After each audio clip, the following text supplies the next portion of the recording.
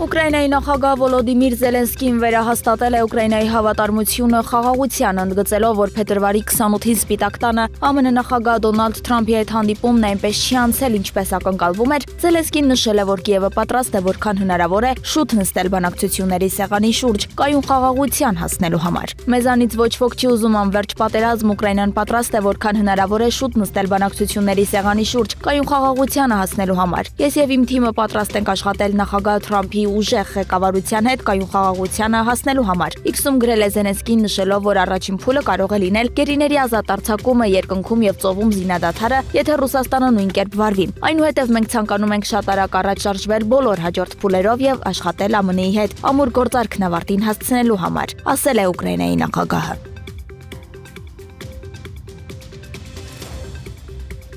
ԱՄՆ նախագահ Դոնալդ Թրամփն իր առաջին ուղերձն է հղել կոնգրեսին, գրեթե 2 ժամ տևած ուղերձը նվիրված էր Ամերիկայի վերադարձին եւ ամերիկյան պատմության մեծագույն դարաշրջանի բացմանը։ Արտաքին քաղաքականությանը Սպիտակ տան ղեկավարն անդրադարձել է միայն իր ելույթի վերջում, իսկ ելույթը եզրափակել է անդրադառնալով Ռուսաստանի Ուկրաինա ներխուժմանը։ Թրամփը հայտնել է, որ Ուկրաինայի նախագահից նամակ է ստացել, որտեղ Զելենսկին խաղաղ բանակցությունների պատրաստակամություն է հայտնել։ Ես աշխատում եմ Ուկրաինայում դաժան հակամարտությունը դադարեցնելու համար, ասել է Թրամփը, շեշտելով. միլիոնավոր ուկրաինացիներ եւ ռուսներ անհարկի սպանվել կամ վիրավորվել են այս սարսափելի եւ դաժան հակամարտության ընթացքում, որի ավարտը չի երևում։ ԱՄՆ-ն $100 միլիարդ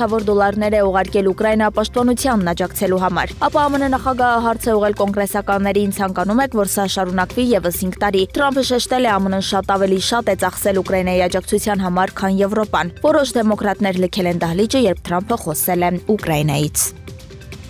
Նախագահ Դոնալդ Թրամփի օրոք ԱՄՆ-ն չի հանդուրժի միջուկային զենքի տարածումը, հատկապես Իրանում, հայտարարել է ԱՄՆ-ի փոխնախագահ Ջեյ Դի Վենսը։ Նախագահի քաղաքականությունը շատ պարզ է, մենք չենք կարող հանդուրժել միջուկային զենքի տարածումը։ Դա կլինի վարչակազմի քաղաքականությունը, լրագրողներին ասել է փոխնախագահը։ Վենսը հավելել է, որ Թրամփը նույն մոտեցումն է ցուցաբերել ԱՄՆ-ի նախագահի պաշտոնում իր առաջին պաշտոնավարման ժամանակ։